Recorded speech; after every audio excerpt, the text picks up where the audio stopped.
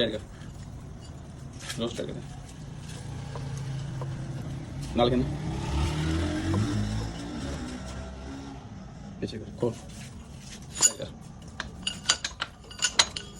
full tap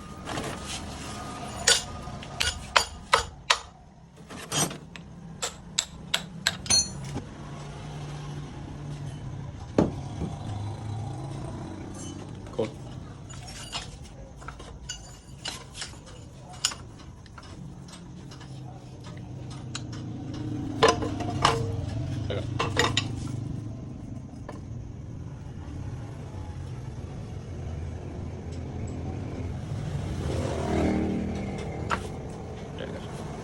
करे करे